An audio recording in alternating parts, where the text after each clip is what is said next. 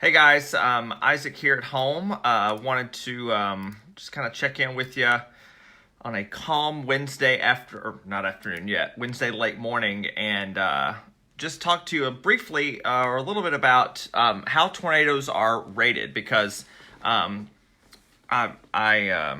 kind of a timely thing, of course, coming off of Sunday night severe weather.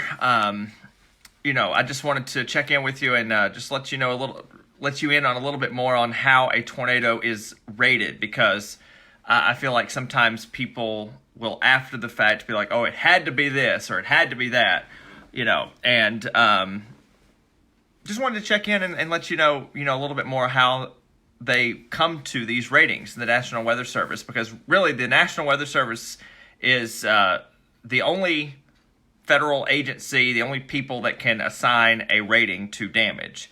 And as you know, we had 4 tornadoes confirmed in our region from Sunday night and Monday morning. One was an EF0, one was an EF1, one was an EF2, and one was an EF3. And so how do they come to those numbers? Because before 2007, it was a wind-based scale. And if you did not know this, it is now a damage-based scale. So what this means basically is that the radar could estimate winds are 200 miles per hour in a storm. But once the surveyors get out there, they may determine, based on this damage that I'm seeing, it had to be about 150.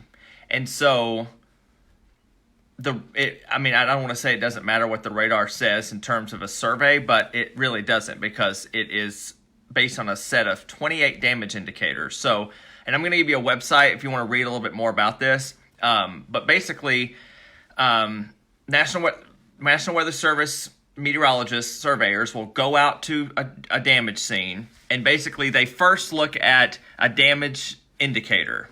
So, was it a small retail building, for example? I'm going to show you this list in a second.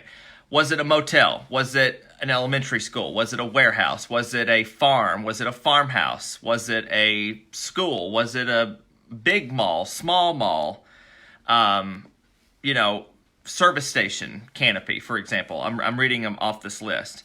And then, once they get the damage indicator, then they go look at the degree of damage. And there are 8 degrees of damage, and then they go through and assign a degree of damage, and basically that's how they obtain a wind estimate, because again, it's based on damage, not wind. So I'm going to flip my camera around here and show you that this list is the degree as the damage indicators.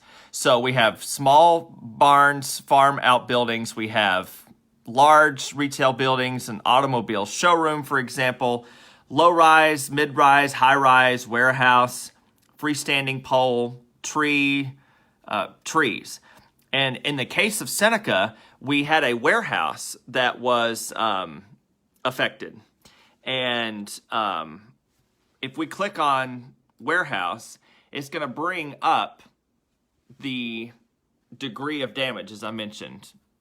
Okay, so these are the 8 indicators that they use to determine a wind estimate. So how strong did the wind, or were the winds estimated to be to cause the degree of damage that they're looking at, right? Because it's all based on damage. So, LB is lower bound, UB is upper bound, but basically these, it says total destruction of a large section of a building. So what that means is that the lower bound of the winds had to be 130 miles per hour. The winds could be no stronger than 186 miles per hour. So basically the average is basically 160. And that's kind of what happened to the warehouse in Seneca. So I'm not a surveyor, but I would imagine, I'm going through the process here, I would imagine that's what led to them rating it an EF3. Because if we go back to this main website here, once they go through all the damage indicators and the degrees of damage, they then assign it a rating. EF0 to 5, And so EF3 means that winds were between 136 and 160, which is what they rated a Seneca tornado in EF3. Yeah. And if you want more information on this, by the way, this is the website. If you want to go back and rewatch this video, weather.gov/OUN/EF scale. And look at all these tabs I have open. Ridiculous. So if you want a little bit more information and read a little bit more about this, that is where they explain that a little bit more. But basically, this takes into the whole reason this was done is to take into account building construction and the quality of the construction. Because if a poorly constructed home was destroyed versus a well-constructed home that didn't receive as much damage, you have to account for that. And so that is the goal of this EF scale. Is it perfect? No, nothing's perfect. But you know, I guess it's better. It better captures the tornado intensity. But it was created in such a way that the previous tornado ratings before this was changed. By the way, this was changed in 2007. February 1st was when this was rolled out. So everything prior to February 1st, 2007 is still referred to as an F. So like if there was a tornado in 2003, it would be referred to as an F3. But now they're referred to as EF3 or EF whatever. And then one last thing before I let you go. I want to show you, I made a little map here showing you the damage map of two of the tornadoes that we had, the Seneca and the Easley one. And I want to show you how far it was lifted before it touched down again. This is some fascinating stuff here. So watch this. So it touched down south of Seneca, south of Westminster. It tracked over Seneca, and then it lifted north of Clemson, right? Okay. Then it touched down again just before Easley. So this little gap right here, I measured it out on GIS, and it was lifted for 12 miles. So you folks in Central, Norris, and Liberty, it was still rotating basically, but it was aloft. So it did lift. The last part of the damage they found was a little west of Central. And then it lifted, and then it touched down again just outside of Easley. So that was kind of the two tracks in Pickens County from Sunday night. So just some fascinating stuff of how they lift and retouch down and things like that. One last thing about the rating of a tornado. Say they find a bunch of EF1 damage, but then they find one little pocket of EF2 damage, for example.